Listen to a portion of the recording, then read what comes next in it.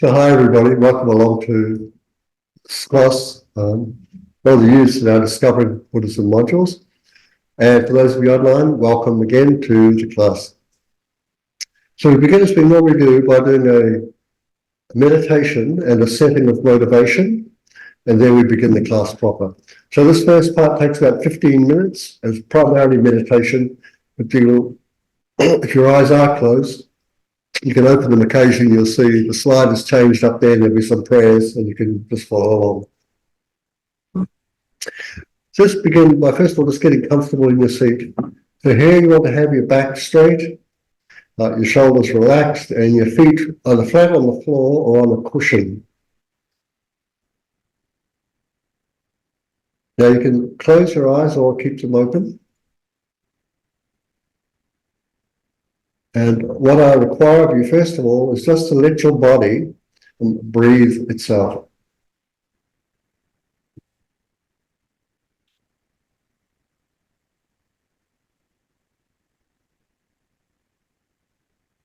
And as the body breathes itself, be aware of the movements that are taking place in response to inhalation and exhalation of breath.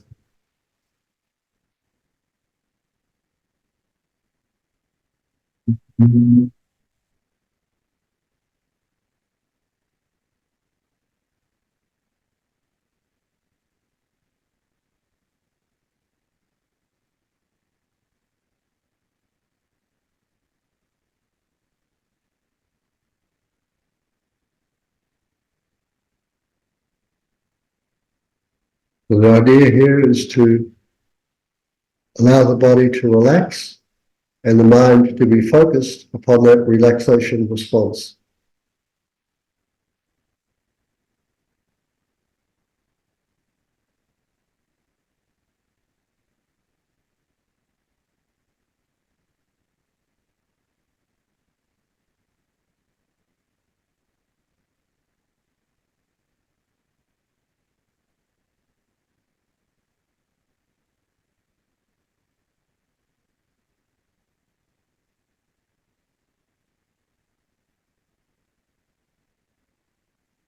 So while the body is breathing itself,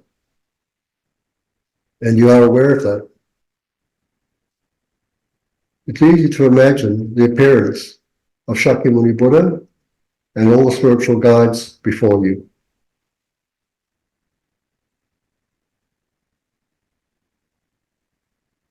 They are glowing with radiant golden light.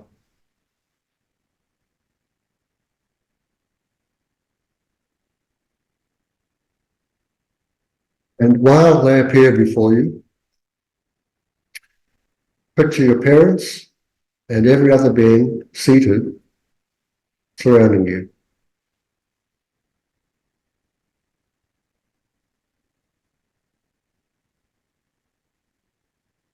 And then accept our shared desires for happiness and freedom from suffering.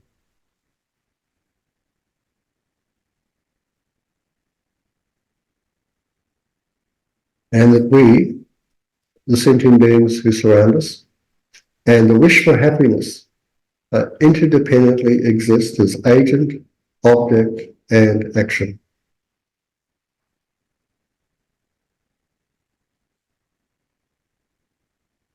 Being dependent upon each other,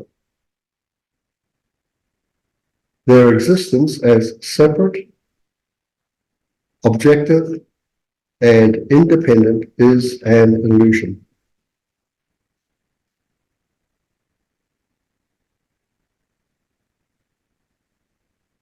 So imagine possessing the wisdom that sees beyond the illusion of these dualistic appearances.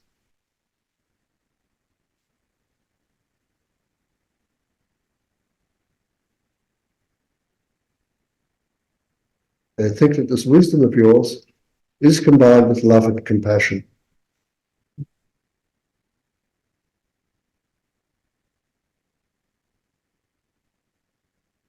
And possessing this wisdom, abandon the ridiculous idea of being indifferent to others or having attachment and anger towards them.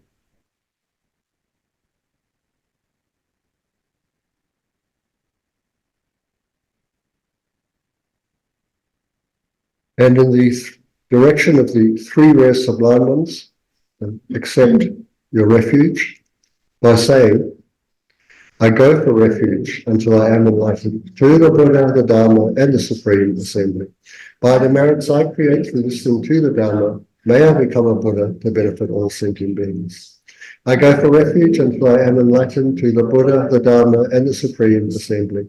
By the merits I create through listening to the Dharma, may I become a Buddha to benefit all sentient beings. I go for refuge until I am enlightened to the Buddha, the Dharma, and the Supreme Assembly. By the merits I create through listening to the Dharma, may I become a Buddha to benefit all sentient beings. So in response to this petition of ours, colourful nectars and lights shower down from the radiant beings of the refuge field.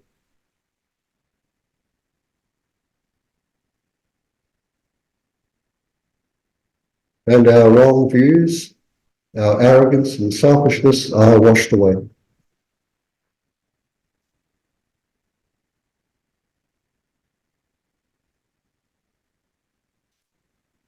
Cleansed by wisdom and love, we recollect four immeasurable thoughts of compassion, love, joy, and equanimity. And we decide to develop these ourselves and to establish all beings within those four states. And so we say, may all sentient beings have happiness and its causes. May all sentient beings be free from suffering and its causes. May all sentient beings never be separated from the happiness that is without suffering. May all sentient beings abide in equanimity, free from the bias of attachment for friends and hatred for enemies. And in response to this wish of ours, colourful nectars and lights shower down from the radiant beings in the refuge field.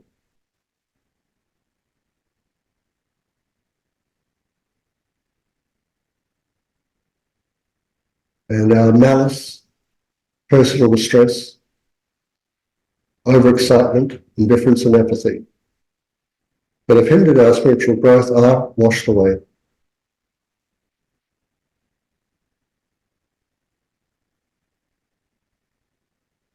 And cleansed by wisdom and compassion, we glow with a clear light.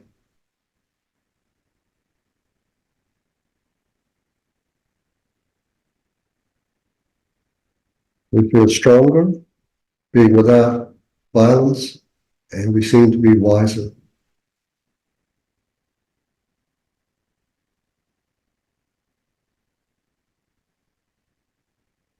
And with a smile upon our face, remembering the deities of refuge above us, and wishing to possess similar qualities, we ready ourselves to clear away the final vestiges of our personal afflictions. And by doing so, gather the two accumulations of merit and wisdom to become enlightened. And so we say, reverently I prostrate with my body, speech and mind. I present plans of every type of offering, actual and imagined. I declare all my negative actions accumulated since the beginning of this time, and rejoice in the merit of all holy and ordinary beings. Please remain until the end of cyclic existence and turn the wheel of Dharma for living beings. I dedicate my own and others' merits to the great enlightenment.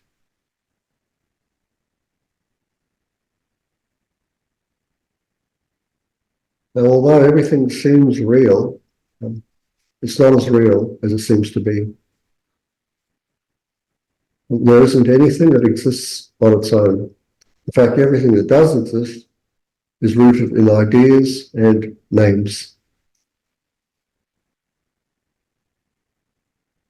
So the Buddhas and the deities, we ourselves, our deeds and our goals are mere inner and outer imputations.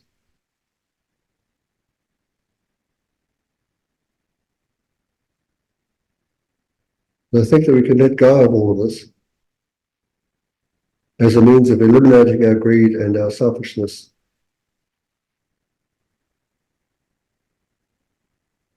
And from within that freedom, create a pure land of one's own body, speech, and mind. And in saying that this ground, anointed with perfume, strewn with flowers, adorned with Mount Mary, 4 continents, the sun and the moon. I imagine this as a Buddha field and offer.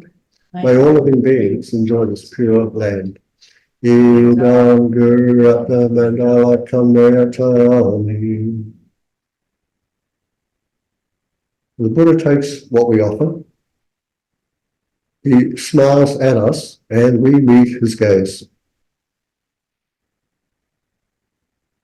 And in his eyes we find immense kindness and comfort. And so we ask for 3 things. We ask that all our wrong thoughts be stopped. These wrong thoughts going from disrespect to our teachers to clinging to ego. We want all our right thoughts to be developed, like respect for our teachers. We want this to come easily. Finally, we want all of our obstacles, those that are inside us or those outside of us, to be removed.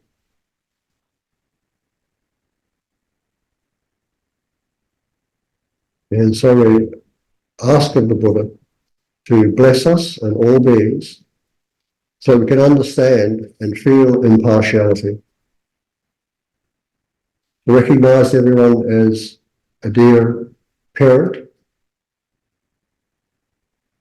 to remember their kindness and to want to repay it. And to feel love and compassion and be determined to achieve a state of Buddhahood to benefit all beings.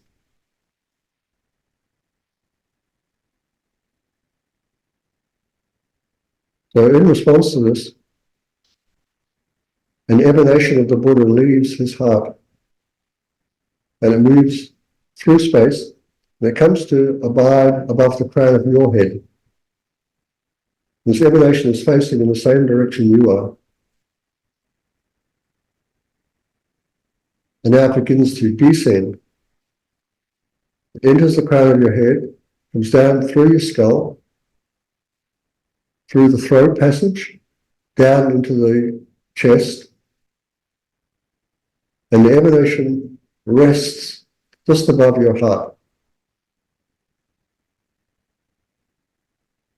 And then its light begins to expand, filling your chest and your limbs with light.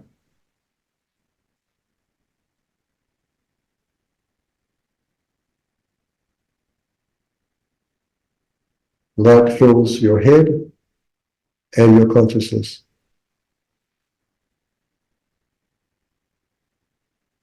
And now it goes out through the pores of your skin and begins to fill the 10 directions of space. And wherever beings exist within space, they are touched by that light and utterly transformed into the fully awakened state.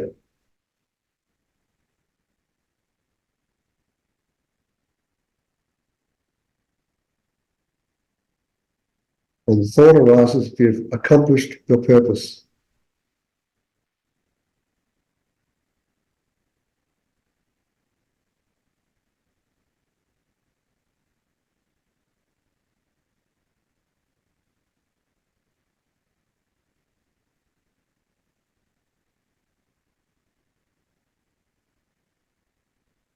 And now the light withdraws from the 10 directions of space. It enters your heart.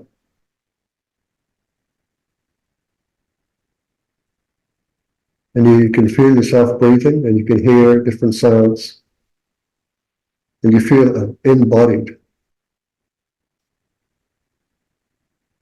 And you know that this meditation is one of imagination.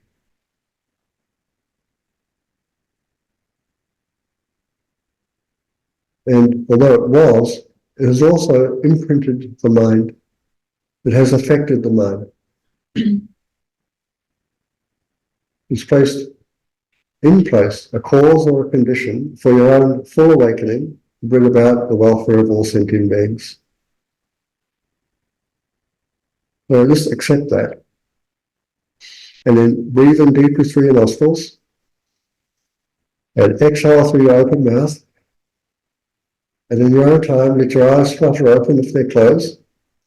And just move your hands and your feet, shoulders, and become aware of where you're sitting and allow yourself to become present to your situation.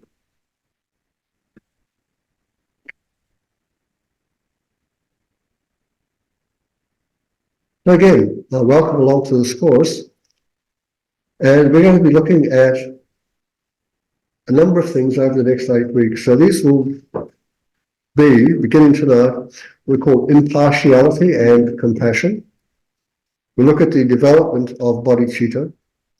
So bodhicitta, if you haven't heard of this term before, in English it means mind of enlightenment. So bodhi means mind, citta, so bodhi means enlightenment, and citta means mind.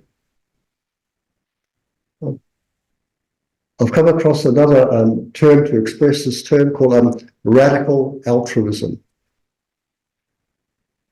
And we're going to be looking at what they call the perfections and the vow that one can take to attain enlightenment for the benefit of others. But today, we're going to be very focused upon, but half the class will be on compassion, and then the other half on bodhicitta, and in particular, its definition, the different types, and the benefits of having such a mind.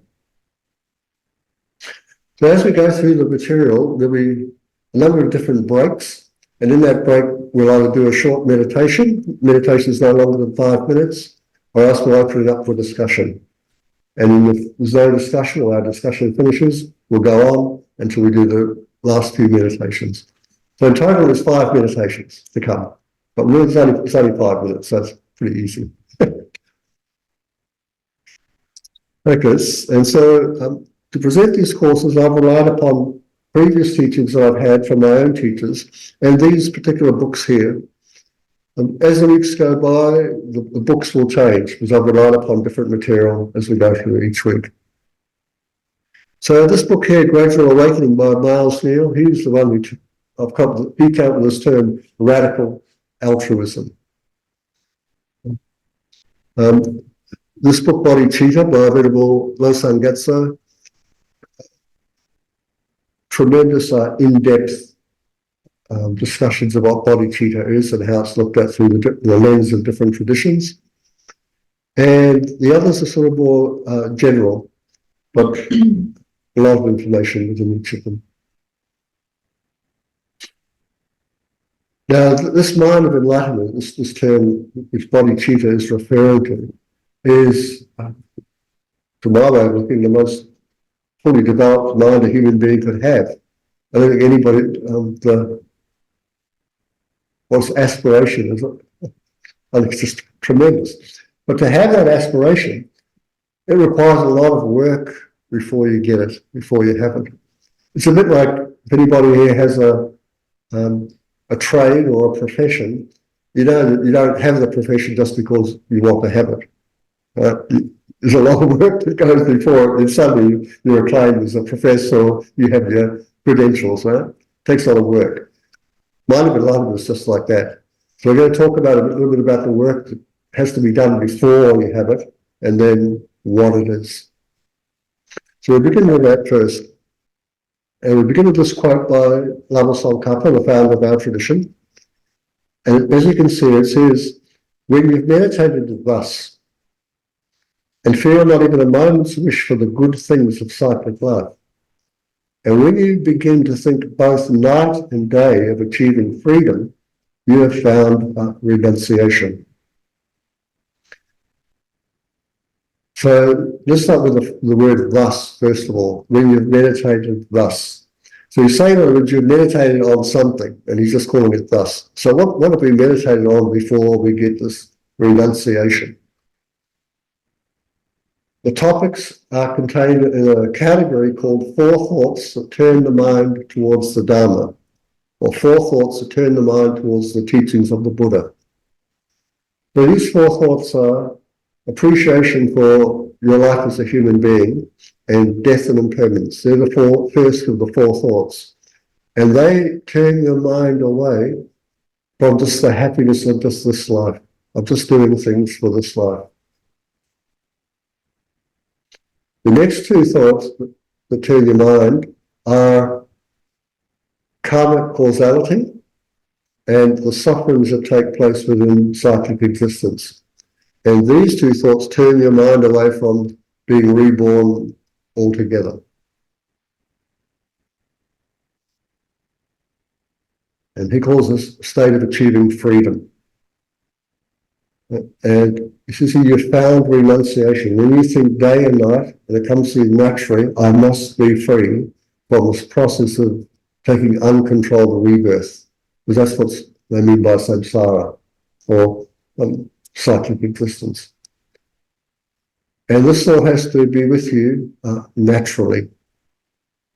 To get that natural state requires that you meditate thus on those four topics again and again and again. Do you actually see your situation and go, I can't bear it. I've got to be free of this process I have no control over. When you have that, you have this thing called renunciation. And what renunciation is basically a sense of compassion for yourself. You might easily call it self-compassion, a sense of care towards your own suffering that you go through. And this term called renunciation has also been described as or defined as a definite emergence. So definite emergence means I definitely want to emerge from this uncontrolled process of rebirth. I want to definitely emerge. And we really call that renunciation. Like I said, but I think other ways are easier to look at it, go, I just want to put it into my own suffering. I want to find out what causes it, and I want to stop engaging in those causes.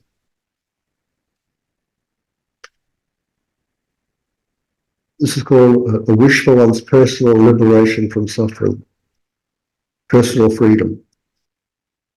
Now that's the basis for the mind of enlightenment. You have to have that first.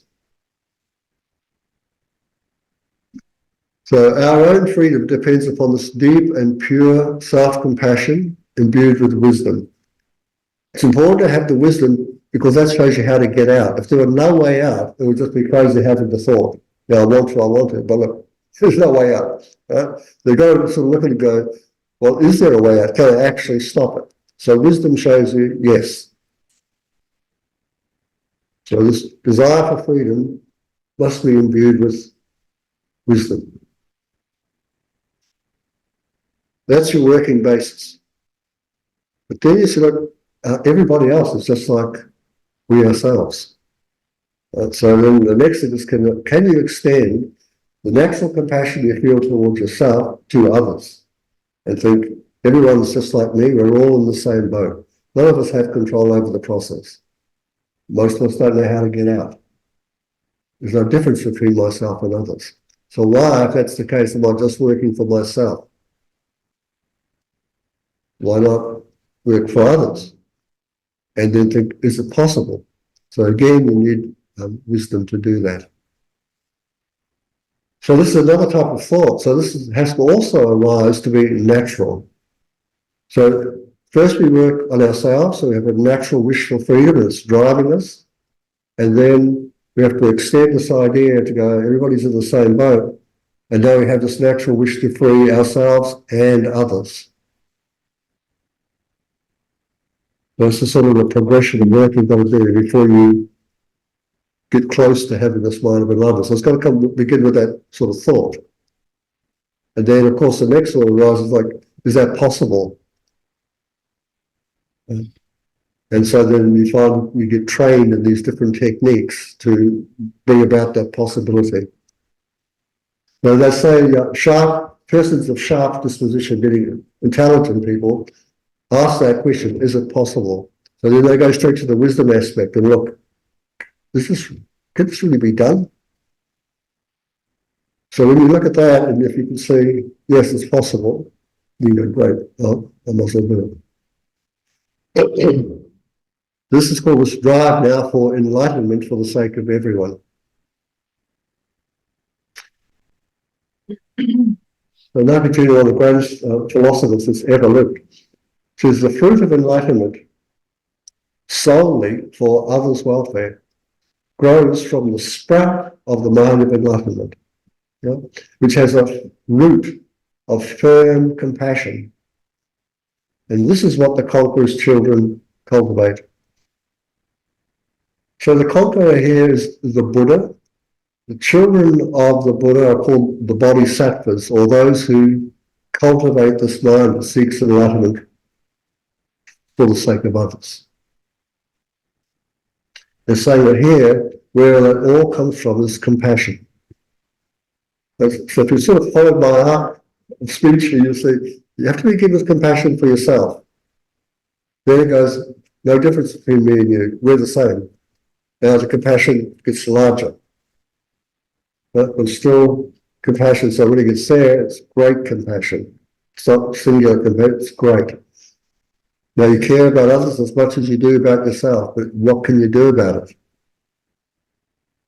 And then this comes and says, well, there's very little I can do like I am. That's for sure. I need to develop myself.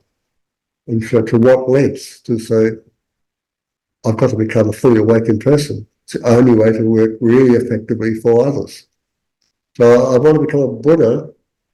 I want to free the mind of all of its afflictive states, develop wisdom and compassion and skillful means, and help others attain enlightenment, like I'm doing for myself.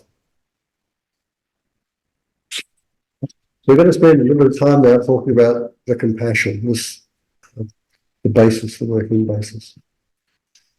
But before I do, even though I don't have a slide here to go, let's just pause here. Is there anything anybody would like to ask?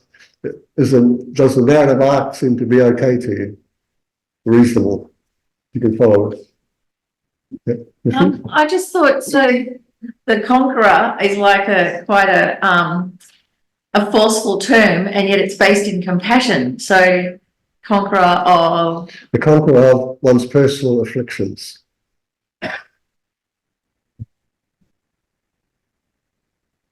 Process behind before where you're seeking compassion for yourself or enlightenment for yourself. Then other people seems a bit round the wrong way to me. In that, if you're seeking it for yourself first, it seems a bit selfish. Then you think, I'll bring other people along with me. Whereas, I don't know, it seems more natural to the other way. Yeah, I mean, that's right. It might seem that way, but like you can't develop it until you see your own suffering. If you don't recognize how much deeper you suffer, you'll never be able to get it as deep for the other. It'll just be like surface. Yeah. So it starts with oneself. That's what's important, to start to acknowledge one's own suffering. And then you can move it across to the other.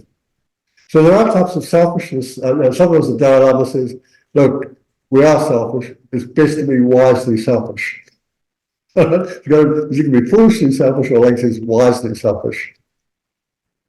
So if you take this view of being selfish and go, well, is it wise or foolish? And work out which it is for you. So let's have a look at compassion. So we begin by, first of all, a definition. I'll let you know, so definitions change depending upon the context. So we're going to have the same word, but the meaning of it will be different here. So I'll just first of all show what I mean by that. So compassion is a virtuous mind that wishes others to be free from suffering. Now, this definition refers to the ordinary compassion.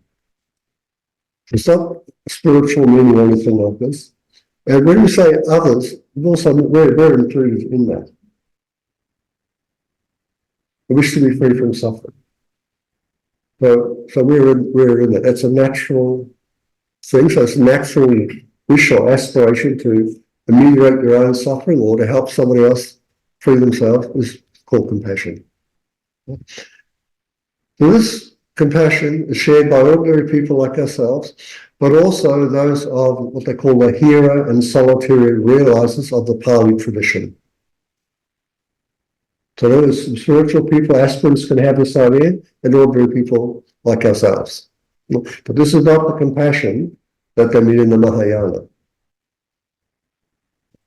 But the Mahayana is a little deeper. There's a wish to protect others from suffering and to remove them from suffering. That's the little difference. To protect and remove.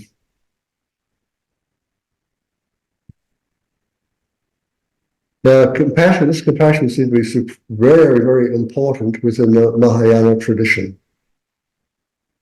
It's said to be important at the beginning of one's practice. It helps you to start practice. It also helps you to continue your practice, and it helps you to accomplish your practice. So for that, I come up with this idea of like passing this baton on, like it's like you're in a relay and you start the race, and you've got to keep going till the race is won. So a natural wish to remove your own suffering starts you off on the spiritual quest. This is what the Buddha was interested in. Why suffering even existed? What happens?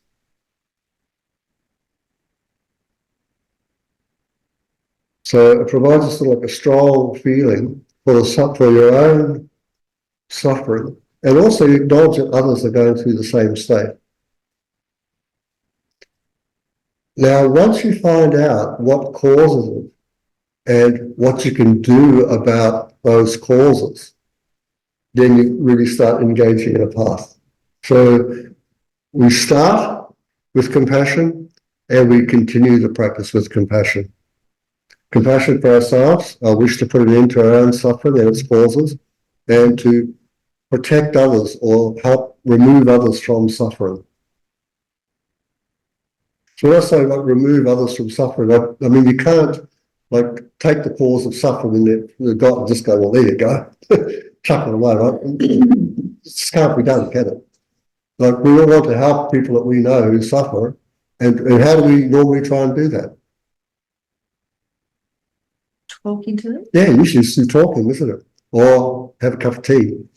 Right? Start there. Start with some food, place them at ease, and the people unburden themselves. This way we try to help them remove themselves from their own afflictions for a little while. But we also know, don't we, that once they walk out the door, it just takes a little bit of thinking on their part, and they're right back to where they were before they walked into your sitting room. But that's the same with us. Someone can put us at ease, or we go to the movies, we get a little break, go to a concert, it's good. We come out, problem's still there. So once we know how that process works, we can undo it. That's the practice. But the practice brings an accomplishment of practice where the causes for distress, the causes for suffering have been wiped out altogether. That's when suffering can't arise. So that's where we want to end up. So it's going to be like a long journey. We've caused ourselves suffering for all of our lives, and we came into this life with the causes already in place. And so I would suggest the sooner we begin, the better. And there's all sorts of different things you can do to bring about a temporary cessation from suffering towards a final cessation till the causes are not there. So that's our spiritual journey as being a Buddhist. And it's all driven by this compassion.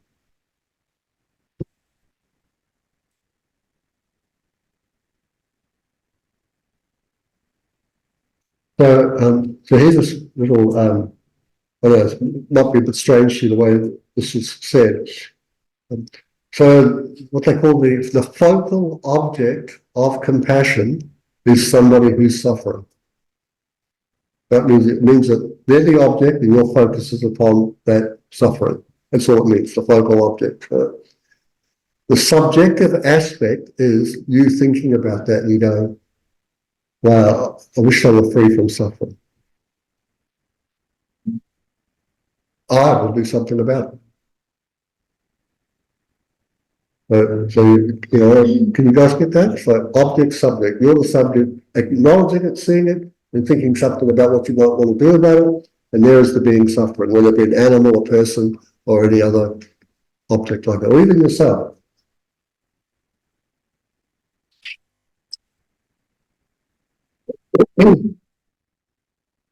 Now, there's a great Buddhist practitioner called Chandrakirti. And when his text starts off, often when you start a Buddhist text, the homage is given to the Buddhas and the Bodhisattvas or a deity, something like that. But he began his text by making a homage to compassion. And in this homage, he talks about living beings, so that's the object, in three different ways. And one of the ways is, first of all, a sentient being who has no control over themselves, well, like us basically, so they're always experiencing some form of suffering, whether it be the suffering of pain, or that their happiness decreases, or just the fact that you have a human body. The body of the human being was subject to pain and suffering. He acknowledges that, and he gives this great analogy of us being like a bucket in a well. But it's being lowered into the well. As it's going down, it bangs against the sides. And it goes down to the bottom, and it's filled up with water, and it takes a lot of effort to bring this bucket up to the top. And so in this way, he describes the suffering of sentient beings. Then he also describes them as compassion for the being who is suffering, but is also impermanent, subject to change, which he has no control over. And there he uses the analogy of looking at a lake at night, and the moon is reflected in that lake. And there's a slight breeze, so the water is rippling. And so he calls this observing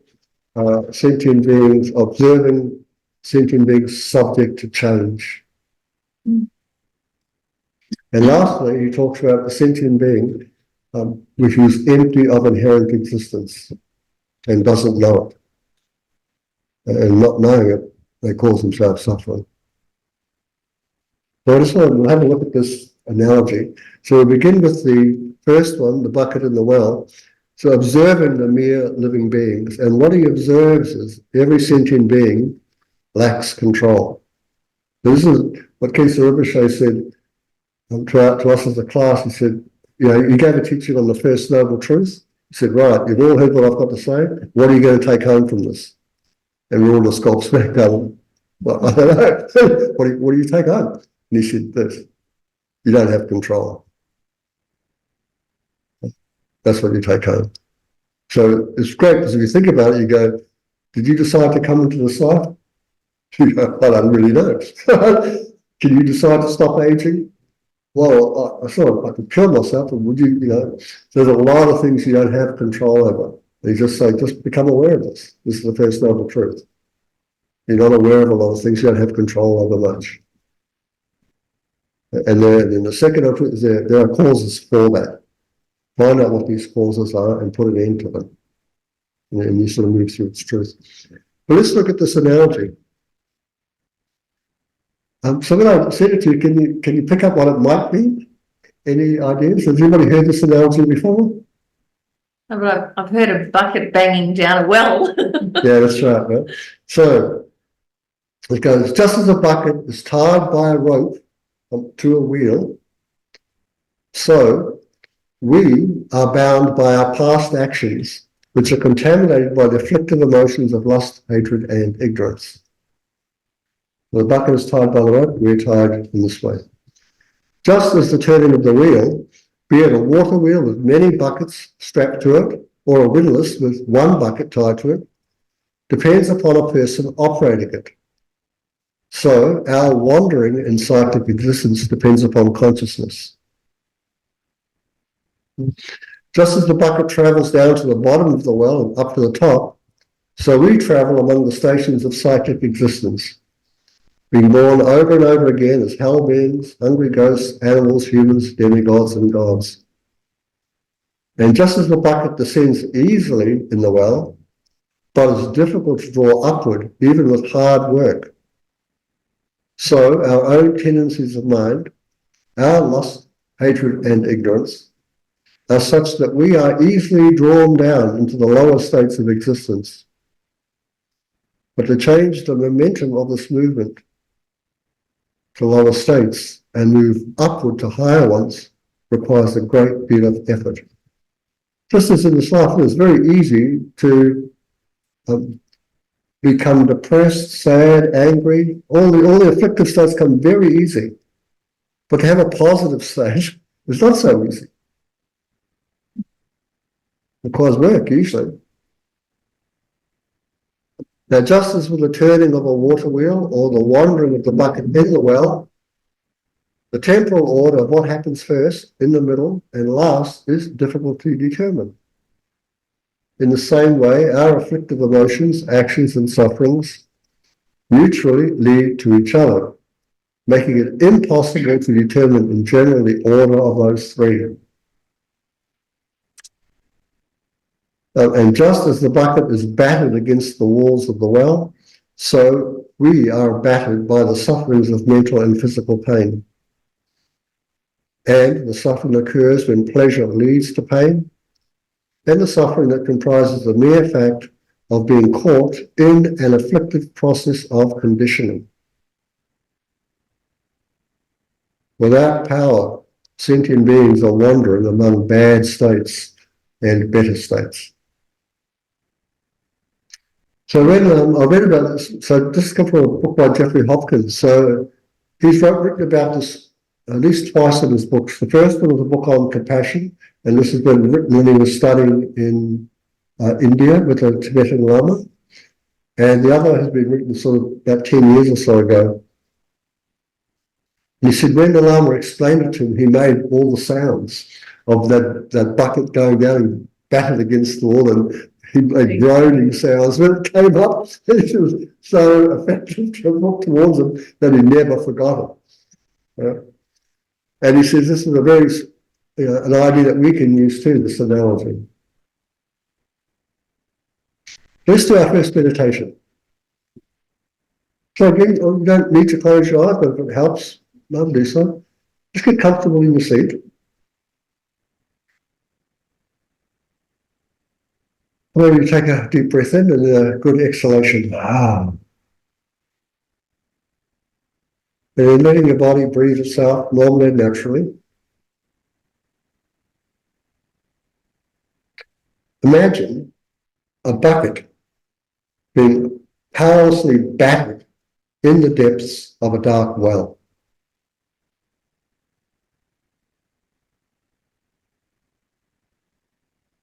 With this poignant image reveals the suffering we all endure, caught in the well of cyclic existence.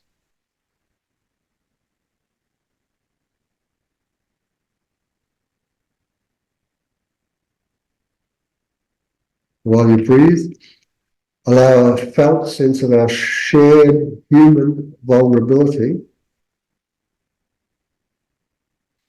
to be present. We are all just like that bucket in a dark well.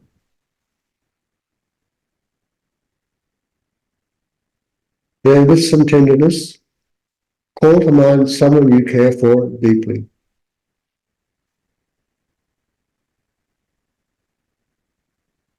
And then wonder what anguish might they be enduring.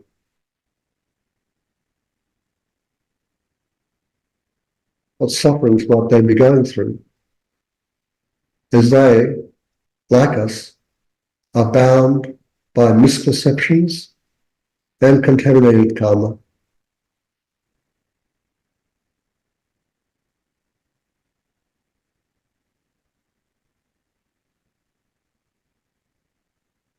Try to vividly feel their discomfort and pain, be as intimate as your own.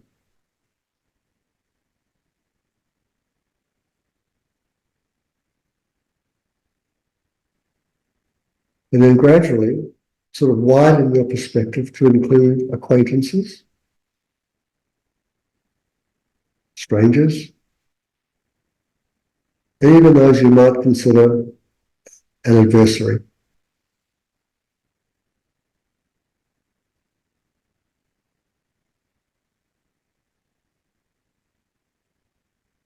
So all of us are propelled by the same delusions and negative patterns that perpetuate dissatisfaction.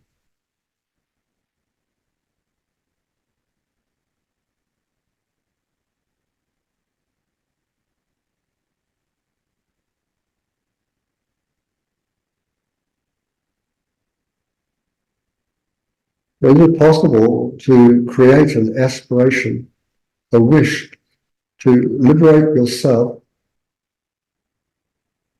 and everyone else from the causes of the anguish that we all feel?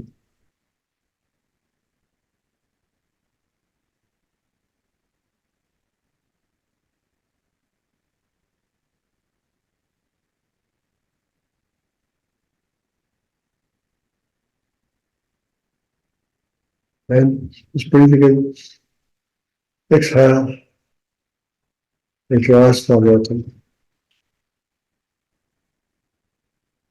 And so this brings us to one of the ways we can cultivate compassion. We can start with a wish.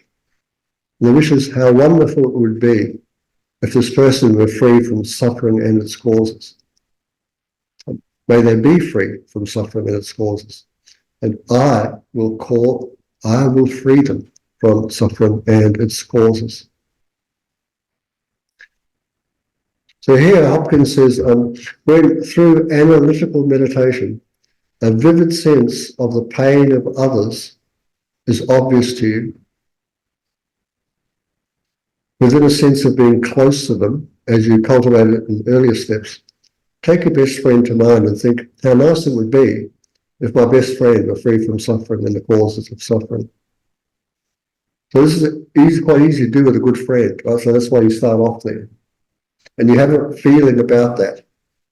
And then what you do is you try and move across to another friend and see if the feeling alters in any way. And you try and if it diminishes, you try to bring it up until you feel the same way as you do towards your friend as this other friend, but it's not so close. And you keep going down the line, starting with friends and trying to get equalised in your sense of compassionate concern.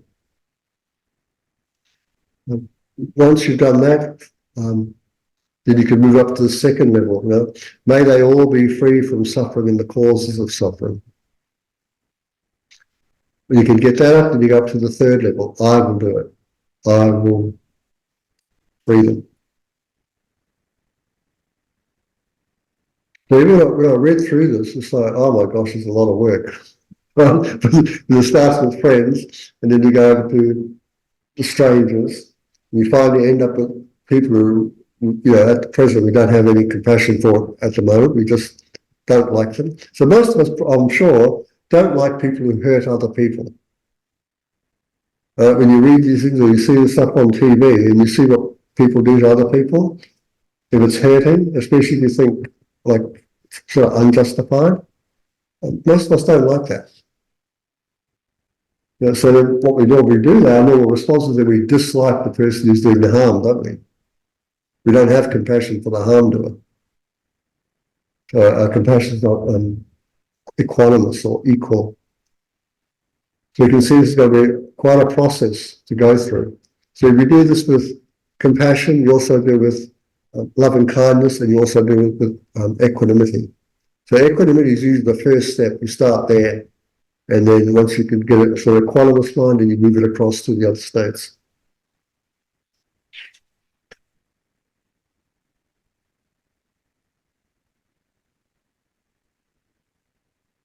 So what usually happens, of course, is it's hard to do.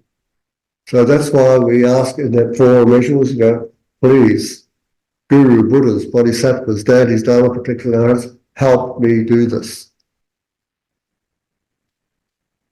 So you're always going to remember, like, we're not alone. And yet, a lot of times when we engage in spiritual practice, we sort of think we are. And you're like, I alone will have to do this. And so there is a part of where you sort of take that attitude, but you always got to remember, like you're not alone. We're not alone. I mean, hello. Right? Right? And then when you sort of thought about these Buddhas, what we call the Buddhas, the Danis and things like that, you might think, well, they just, like, how do these phenomena exist? Which we should ask ourselves. You know, like, why am I calling on them? This sounds a bit like Christianity, or what we, going out there, please, I need some help out there. And not seem to you like that, and you go like, oh, I don't believe in that. I don't believe there's something out there that's going to help me. So what am I praying to? Yeah. So these thoughts, we should allow these thoughts to arise, because they're sort of doubts, or valid doubts, and then we have to address them. So I was one of these people for years and years. I go, no way, I'm not praying out there. There's nothing out there that's going to help me. I sort of like, it's all in here. And then it took quite a few years for me to realise, oh, that's too one-sided too. Like if we talk about just in here, well, just in here doesn't exist without just out there. They're dependent. You can't have all in here and nothing out there.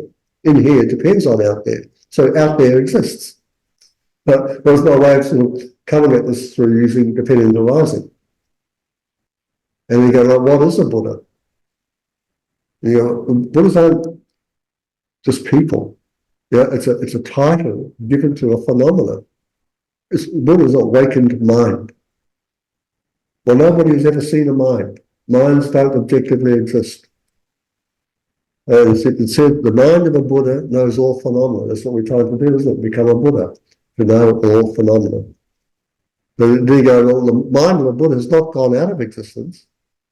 Minds don't go out of existence. And so I am a phenomenon that should be known by a mind of a Buddha, aren't I? Because I exist. If I exist, Buddha should know me. If we become Buddhas, we should know all the people in the class. That's the point, isn't it? It's like, we should be able to help them. That's the point of being a Buddha. So, you've got to sort of find out your own limits and then challenge them. Ask yourself why I've got them. What am I actually thinking? And once you can break through them, the whole thing opens up. And then you go, well, of course I could ask.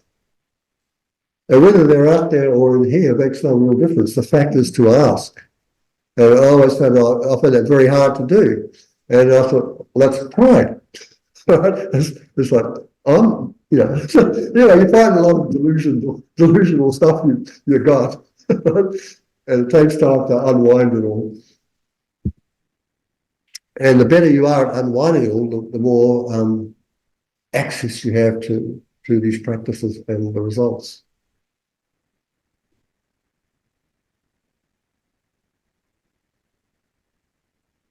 So even just asking this, saying this, even whether they exist out there or not, the fact when you say it, it will affect you. If you think, well, I'm just talking to myself, so well, good. Talk to yourself, encourage yourself. Help yourself to help others.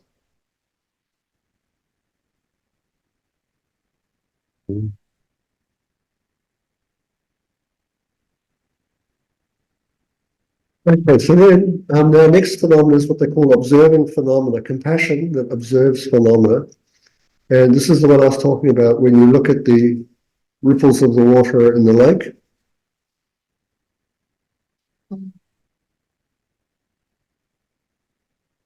So here Hopkins says, Chandrakirti uses the image of the reflection of the moon in rippling water. In meditation, you imagine a lake. There is a light breeze, and the water is covered by ripples. It is a cloudless night. A full moon is reflected in the water. And you notice how the reflection of the moon in the water shimmers, it flickers. Then switch to a person and see that person as evanescent, transitory, impermanent, like the shimmering reflection of a moon in rippling water. So the second type of compassion sees sentient beings as qualified by this kind of impermanence. They are understood to be impermanent. just as in the first way of meditating compassion, you didn't observe just sentient beings, but sentient beings qualified by strong suffering.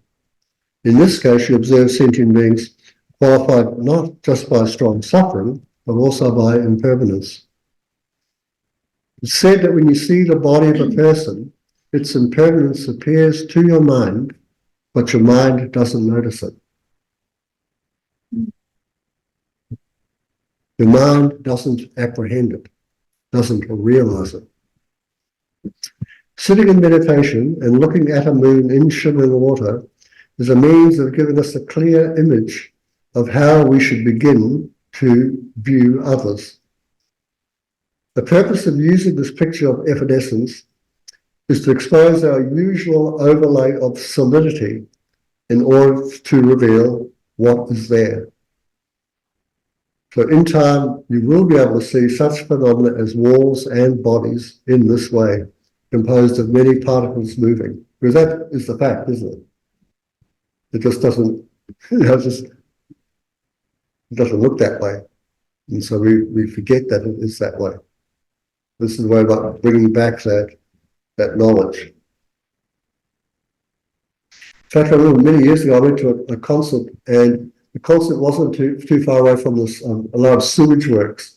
And the sewage works had these huge ponds for the sewage. Now, it didn't smell dead. No smell at all. Right? And it was this full moon. And what was really great about it is you walked along and the moon was in all these different ponds. And I was thinking, oh, that's like the story of the compassion of the Buddha. Right? There's one Buddha, but the compassion appears in all these people. Even in the sewage. Yeah, even in the sewage. And so there was that, and then there was also, wow, it looks like it's really there. But there's no moon there. So the emptiness. But also because there was this breeze and the thing was rippling, and I remembered the story, and I just looked at it and go, oh my gosh, here we are. They have to imagine I'm actually looking at it all. So all this rippling, and the moon rippling, and the moon appearing to be in the water, and there's no moon in the water, and all this stuff. Yeah, so yeah, for most of us, and another story I told a little while ago was many years ago when I was at school in New Zealand, I had a crush on this 40-year-old girl. She was gorgeous, and lots of boys had a crush on her. So I was wondering about her. And anyway, I got to see a picture of her on Facebook. I couldn't even recognize her. In my mind, was this gorgeous 14-year-old girl, and now I'm looking at a woman who's 70.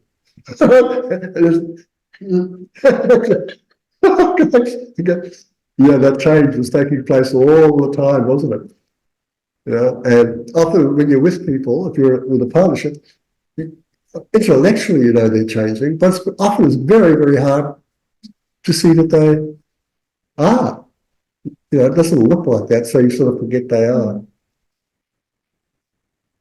Well, another time I was at a nursing home, and so I was with Jordan, my friend, and we were talking to her grandmother, and the bed next to her was this really old woman, sort of hunched up on her bed, and a lot of fear in her eyes, and with wide open eyes, scared. And I looked up on the wall, there was this picture of her on her wedding day, and she's absolutely stunning woman with her husband, must be due to the Second World War. And I looked like that and looked, it's like, I can't put it together. So here it's like this thing of like trying to put it together and understand that all of us are subject to this change, and it's not obvious to our senses, even though it's appearing all the time. And finally, we have observing the unobservable. So what is not observable within every sentient being is their true existence. So that's unobservable. You go, why? Because it's not there. Does it appear to be there? You betcha. There's this contrast between what appears to be and what actually is.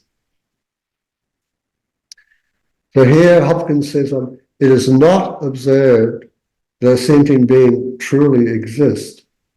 Like why? This is because the way people appear to exist and the way they do exist are false. So it's not true. So what's not true? It's not true that you and me, we are the body and the mind. It's not true that we are our body. It's not true that we are the mind. It is not true that we're the combination of both of them. And it's not true that we're something external and independent of the body and mind. And yet, as I'm looking at each one of you, it all looks like, there you are. Right? There's a discrepancy, so that's not true. So it's not observed that we are the body or the mind or the combination or something else. Now, just as you all appear to be right there, Miffy appears to be right there. Go, well, where's Miffy? I go, well, she's there. And so, what am I pointing to? I go, okay, well, Miffy's body. So that's what it looks like. Most of the time I relate to her as a body until she starts talking and thinking, and I go, I'm going to relate to her. Hello, that. Yeah, so you get shocked sometimes. This is like, Jesus, who's this person I'm talking to? And so you find your ideas of who you thought the person were that continue to challenge. So that's because they're not the body, they're not the mind, they're not something independent of it.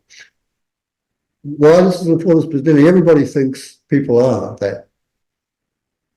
This is a great mistake. And that's where all the disturbing emotions are coming from. This idea that people actually exist in the way that they appear to us. Do truly exist, inherently exist, naturally, just all those different terms they use, exist from their own side. So, again, you can use the moon and the water, or just like this, the reflection. This is the idea how you can use reflections or images in mirrors or images on water. Any image you can use. Image in a television set. The people aren't in the TV, are they? Well, it looks like they are. It looks like there's mountains in there. Looks like there's lots of things. In fact, we're watching also looking at the cycling. Right? So we're looking at, we're saying, wow, yeah, how great the countryside looks. And we're talking about the country and all of that. And then the whole screen pixelated. And you realize you're not looking at the country.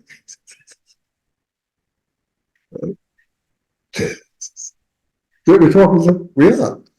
And I'm sure anybody watching me on Zoom now, they're all thinking, that's Eddie. But it's not, is it?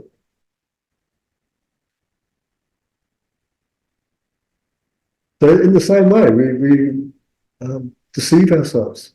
We misperceive things, that what we're perceiving is true, but we're wrong. And we get into trouble with it.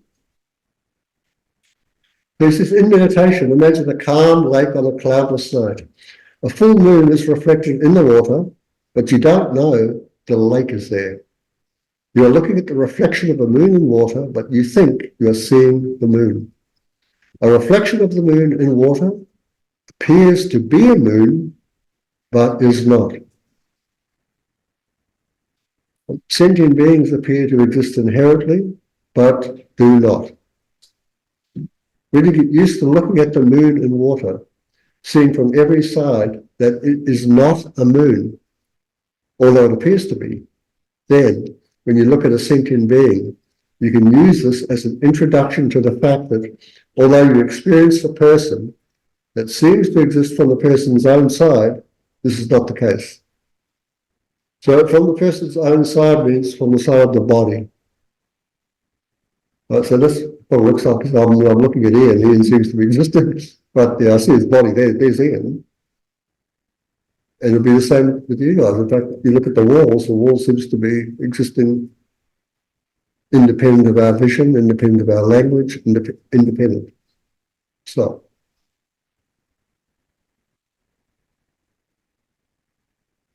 So once again, brief meditation. Okay.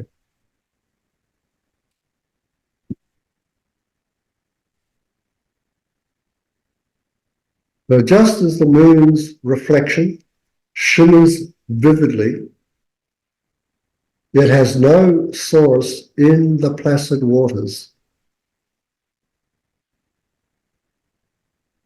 so the appearance of inherent existence deceives, like a mirage.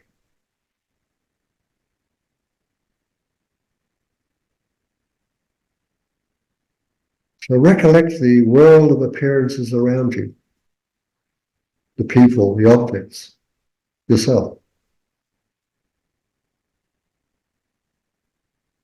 What if this solid seeming reality were like that ghostly moon?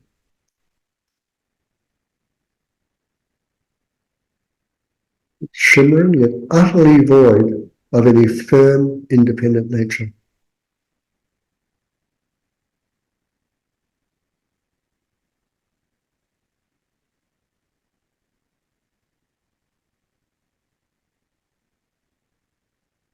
Now imagine just peering a little more deeply into this paradox. The seamless display arises, yet is without base, without birth, ungraspable. That these very collections of form, feelings, perceptions, ideas, and consciousness are unsupported, like a mirage.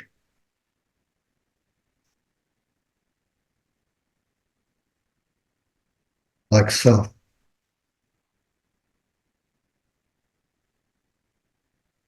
So if you could release grasping at our phantom-like self, which doesn't truly exist, it's also not non-existent.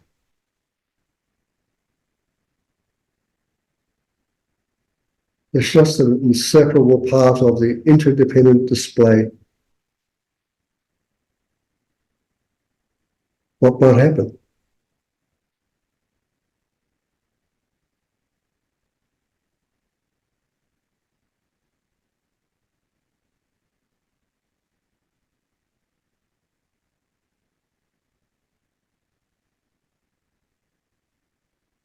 Okay, breathe again. Just release. We come to this great compassion, which is a virtuous mind that wishes to protect. So this is where the difference. The Mahayana is not just wishing to be free, but protect or remove them in some way from suffering.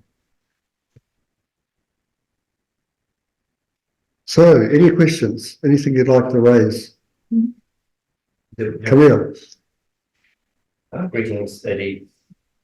A challenging question, I'll put it in simple form. If one is an illusion and one does not exist as you've explained it, and therefore everyone else around you is of the same, then what's the point of interaction? Okay, good. So you start off by saying, if everyone is an illusion, so that's not what's being said here. Okay. What's being said is everyone is like an illusion. So within the Tibetan Buddhism, you've got two ways of talking about this illusion-like quality of people. So the Guru always say it's like an illusion. We exist like illusions. It's not that we are illusions, we are like illusions. Other of the traditions will say you are illusion, you are an illusion. But that's not what's being said here. So when you talk about illusions, take a mirage, for instance, or the reflection of the moon in the lake. What is required for that to take place? What's required for a moon to appear to be in the lake, or a mirage to be there? Again, it's got to be a real moon. It's got to be a moon. What else? And lake. And a lake. And what else?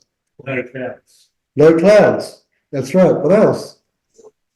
You've got to have the water. It's got to be sort of plastered enough so it's not all rough so the reflection actually appears. What else? Sun. The sun. Yep, the sun. That's right. Someone to see it. You need someone to see it. So all these things are necessary for the solution to take place. So illusion is dependent. Now take ourselves.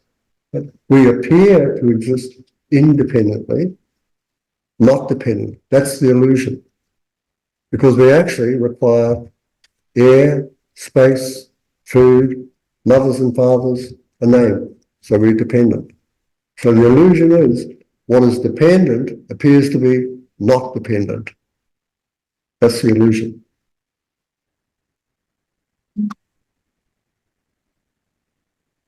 But at the moment, it seems like that illusion is actually real. Like it seems like what's illusory is actually like. That, Yeah, that you, that's you right. could Yeah. catch the moon in the pond, Yeah, that's right. Yeah, that's right. which is And what my cat thinks. Right? yeah, that's right. And that's the story of Narcissus, isn't it? Isn't that what an illusion is? Like you think, the thing you're looking at, you think it's real. That's right. That's But it's exactly right. You don't notice it. No, that's right. That's exactly right.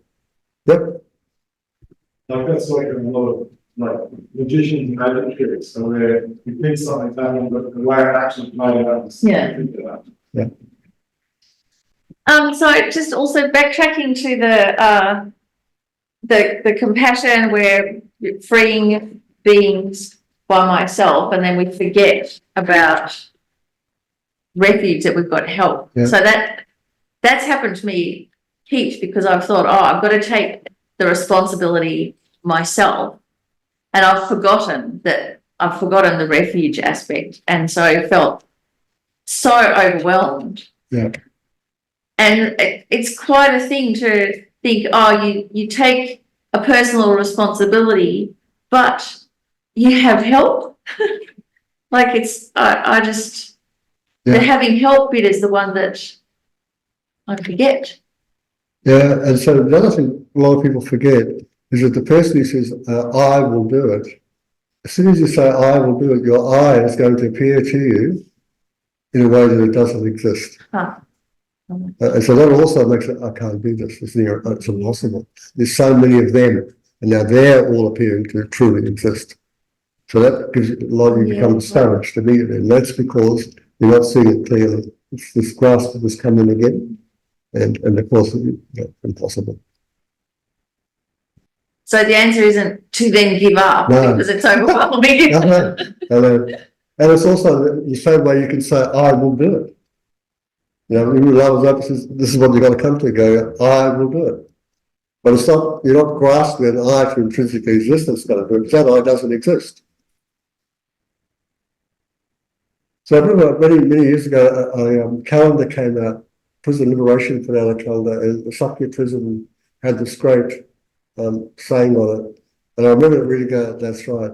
So it's like, this illusory self will free all illusory beings and bring them into an illusory enlightenment. Yeah, that's right. Yeah. So let's go to Bodhicitta now. That's right. Religious meditation ago was, I'm running out of time. Bodhicitta, mind of enlightenment. Bodhi, enlightenment, citta, mind. In brief, for the sake of others, wishing to attain complete, perfect enlightenment. That's its meaning. That's the brief meaning. There's a long meaning that I could read out and spend another 10 minutes talking to you about, but we'll leave that for another day. So when we studied this up at CR, so Khensa Rinpoche first gave us this one here, because it's easy to remember and you say it enough times. So you've got to remember, like, it's for the sake of others. I wish to attain enlightenment for the sake of others. That's what enlightenment's for. If that weren't the case, let's go for your liberation. That's not for the sake of others, that's for your sake. Aim for that. It's for your own sake. But here's like, I will liberate myself from all the forms of suffering to the benefit of others. I'll bring them to the same state. But then it's like, when is this, so if you've ever had like a tantric initiation, you must have that mind. You must bring this into it. That's prerequisite.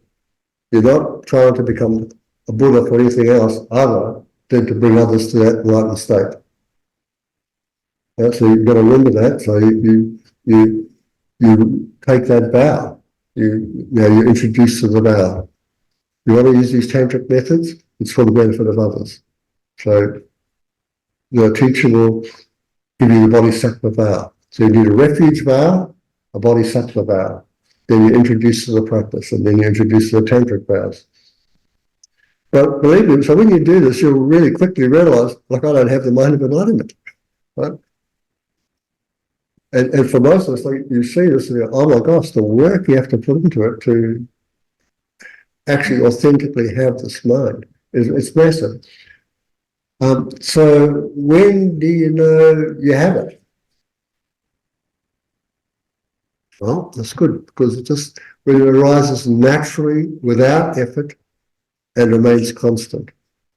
Now, to get it to arise naturally, without effort, requires a lot of effort.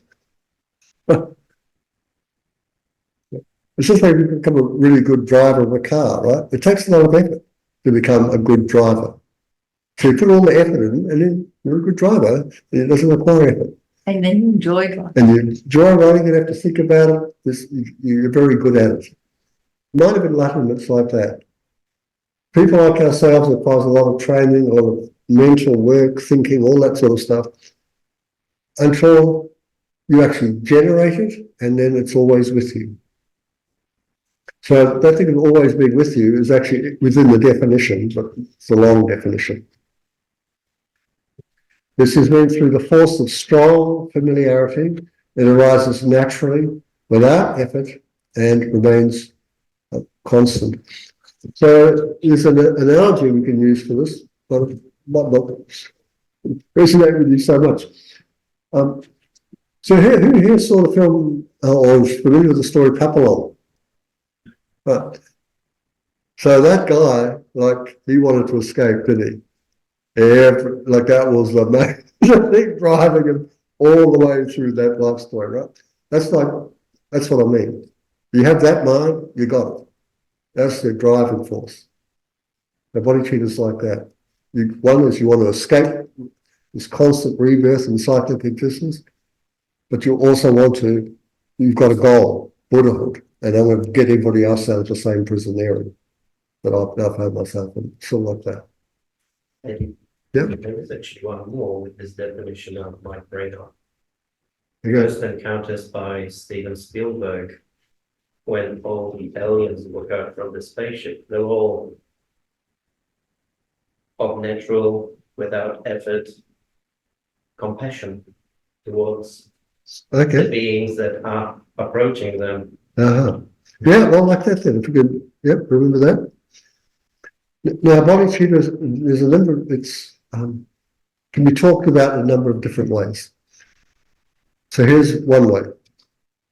Put forward by Arya Shantideva, who is responsible for the Bodhisattva's way of life. He says, the bodhicitta, in brief, should be understood to be of two types. The mind that wishes for enlightenment, and the mind that ventures to attain it. A bit like we use the analogy, like, I want to be a great racing car driver, I want to be a great racing car driver, and the bloke who goes, well, I better go and get some training to do it. And he goes off and he trains himself. One is a wish and the other one is doing it. Same here. As is understood by the distinction between wishing to go and actually going. So the wise understand in turn the distinction between these two. It's pretty straightforward to everybody, I hope. Yeah. Well, you wish to do something. And you've got to wish to do it first. Yes, You're not going to accidentally become a great racing car driver. No, you have to want to do it. No. So it starts with the wish, the want. And that anybody who wants to do something will always look towards the end goal and go, why? And they'll tell you, right? Because of this and that. Well, it's the same here. You know what it means to be a Buddha.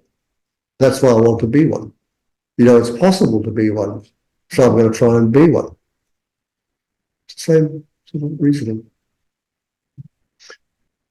Now, when we talk about it like this, so we have the wishing bodhicitta, and this wishing bodhicitta is made up of two parts. So once it's called the mere wish, like, oh, I wish I could be a Buddha. Right? It's the wish. But then there's what they call the committed wish. And this is when you can take the vow, the wishing vow, that His Holiness gives sometimes. Most times they don't, they go straight to the engaging vow, but other times the Lama will go, let's just start with the wish first. And so this one, it's like, okay, you take this wish and a vow, go right from this day forward. This is what I'm aiming to do. Doesn't mean you're actually doing it yet, but you want to. So the next one's called venturing, bodhicitta, or engage. So that's when you go up and you go and do it. So this one here is like the idea of this woman here. She wants to go on holiday. So she's got her map. She wants to go on holiday, but she hasn't gone yet. And then she goes. And she takes the map with her. So you still want to be on holiday. Like, you want to go on holiday? Now you are on holiday and you like it. And you keep a map. You go, where do I go? What do I do? I'll go here, I'll go there. So the wish can go along with you. And this is what they call, the engaged wish, the venturing wish. And in this verse, most of you might be familiar with, as holiness is every day. You can see as long as space abides, as long as sentient beings abide, they are to abide to dispel the suffering of all living beings. So those first three lines, as long as space abides, as long as sentient beings abide, they are to abide. This is like this committed wish. And the last line is the venturing wish, the engaged. So both types of mind of enlightenment are in that verse. And you can see it's not the mere wish. Who's back here and we'll look at the mere wish, this is the committed wish. So when we say that, it's like if you've got the vow, you're reminding yourself, this is the goal, right? This is what I want to do. So is the mere wish like in that verse of wouldn't it be nice if everybody was free of suffering? Yeah. It starts off like that. Well, that would be great, wouldn't it? You know, like, yeah, we're just wishing to win the lottery. You've got to buy a ticket. You've got to put the money out there, you've got to get in. So just wishing alone is not going to change anything. So you've got to move beyond the wish.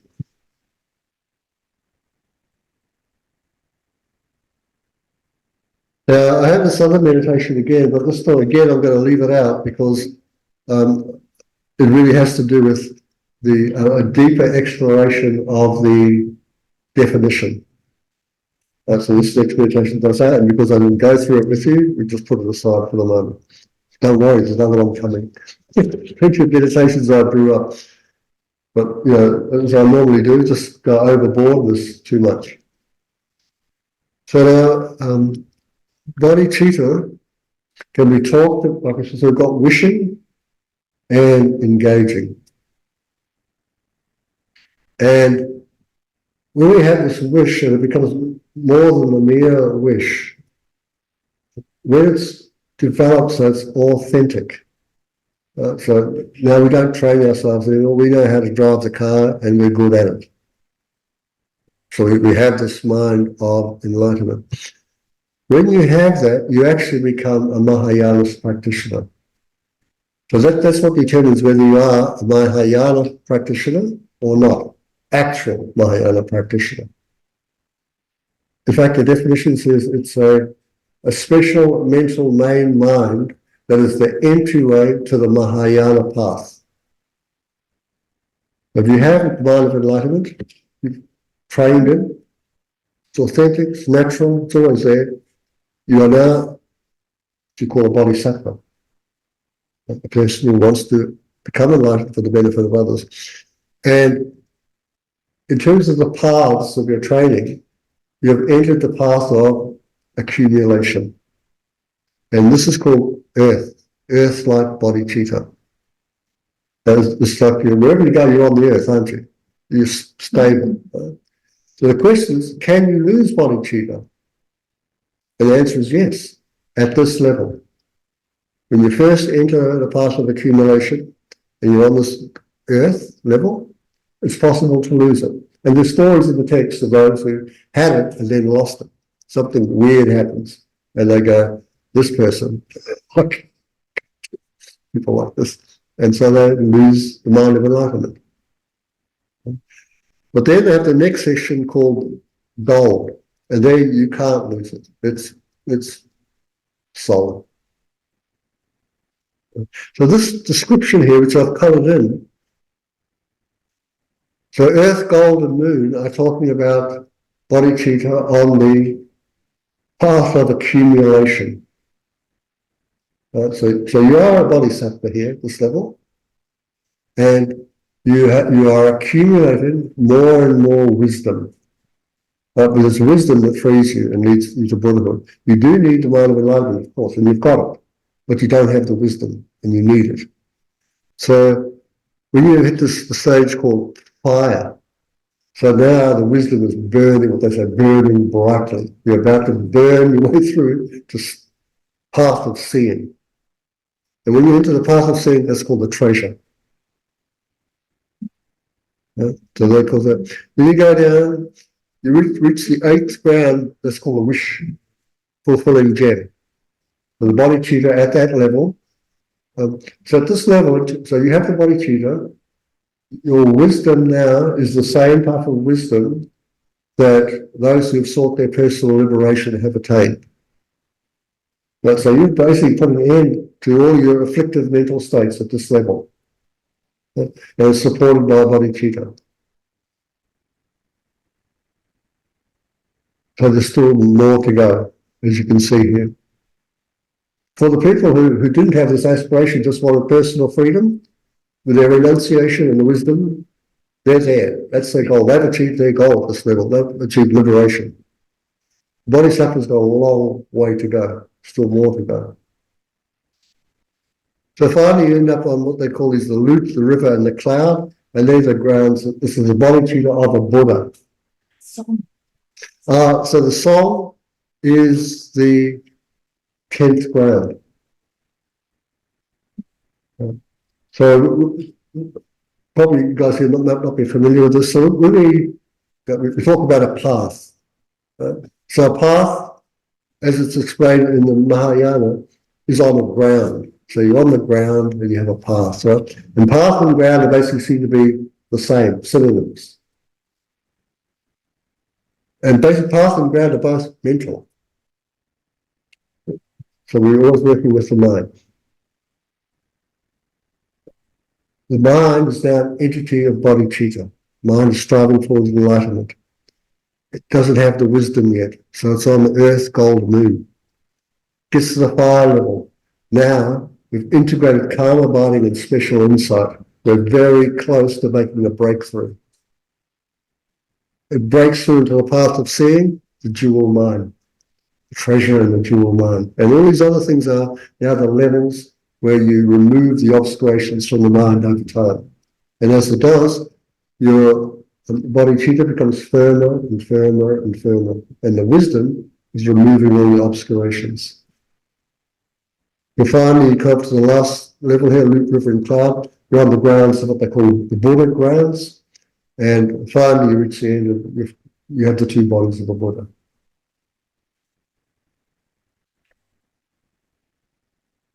So two bodies.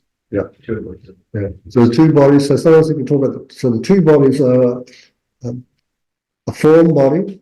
So, like, our goal is to attain Buddhahood to help sentient beings, isn't it? So sentient beings have bodies. So as a Buddha, you need a body. Who's the body for? For the others.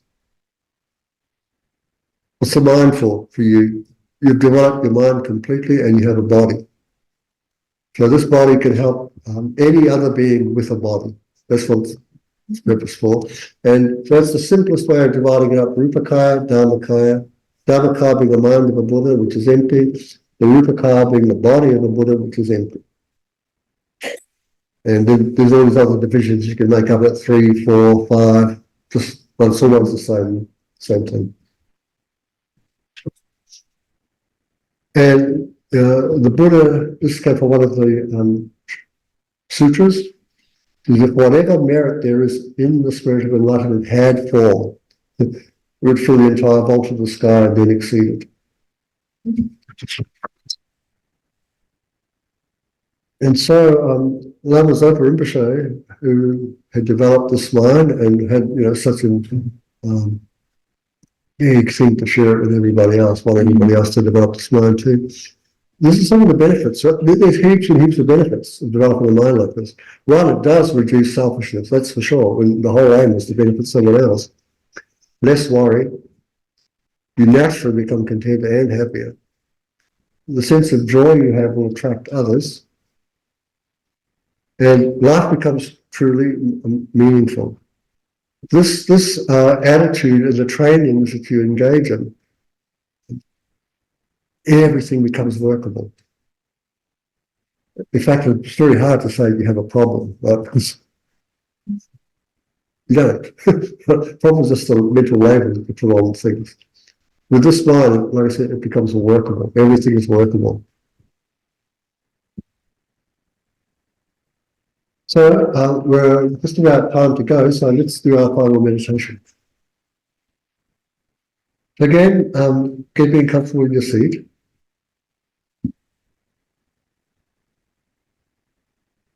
And imagine a radiant sun. It is just like the mind of enlightenment, in that it illuminates a spiritual path with its brilliant light of compassion.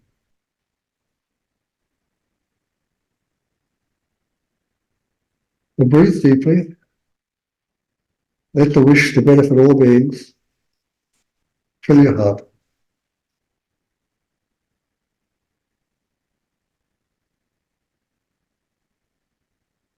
So the mind of enlightenment is an elixir of profound peace.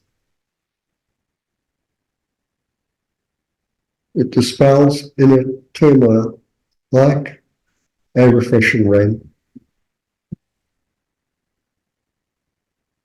It is revitalizing. Can you imagine responding to difficulties with a more altruistic outlook?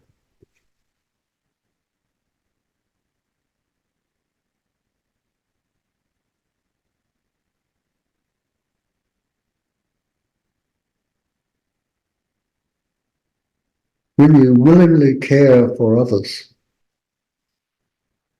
you will notice how that care revitalizes your own spirit.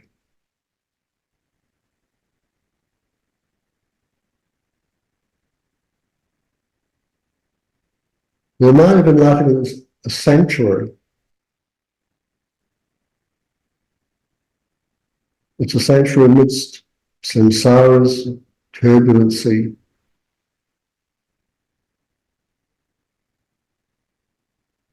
So the vessel of Bodhicitta, the vessel of the mind of enlightenment, carries you to safe harbors of liberation.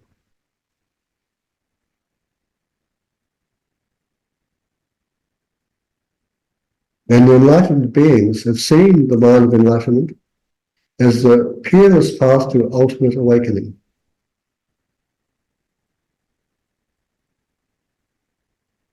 Can you allow its power to propel your own spiritual journey?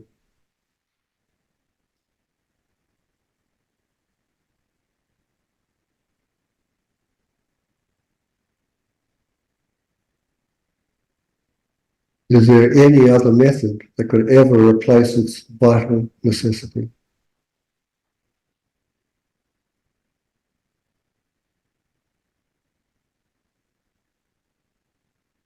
So breathing deeply, just let your heart expand into this all-encompassing aspiration. And exhale, let your eyes flutter open.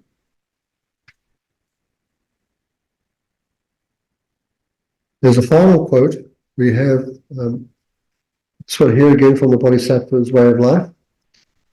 So it's the supreme gold of making elixir, for it transforms the unclean body we've taken into a priceless jewel of a Buddha form.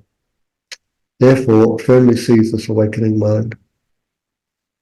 So this is letting you know that just having this human life, this life with the human body, through spiritual practice, you can transform the ordinary possibilities that we meet and go way, way, way beyond it. So this view was taken the idea of, you know, how they could transform lead using mercury into gold. So just by having this body and the mind of a human being with the intelligence we have, we can transform our whole way of being into something vastly, vastly different.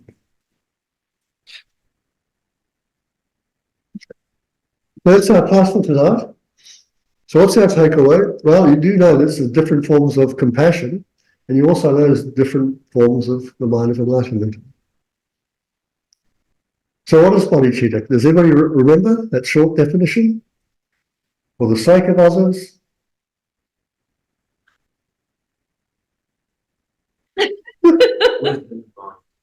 For the sake of others. Okay. That's right. I will gain enlightenment. I will gain enlightenment for your benefit, for the sake of others. That's right.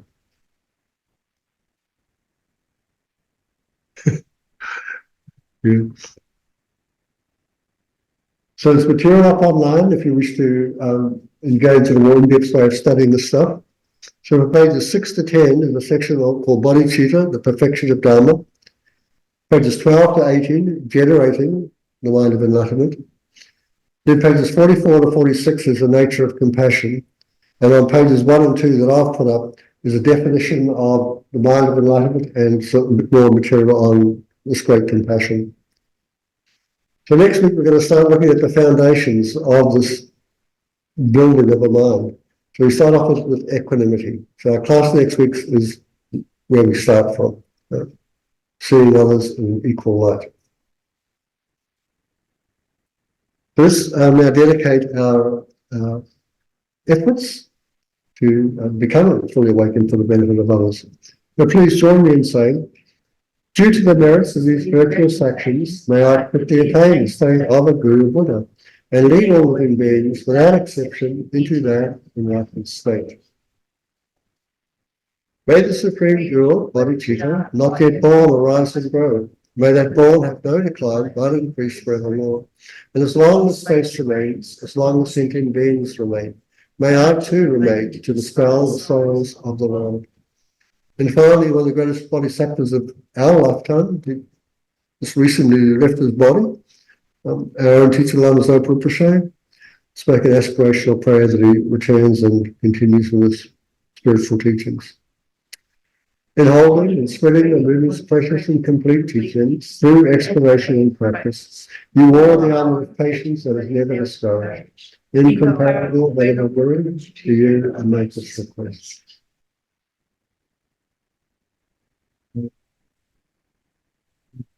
Yeah, so here's somebody really embodied his aspiration. When I was at the first came out and taught, it was all about the hell realms.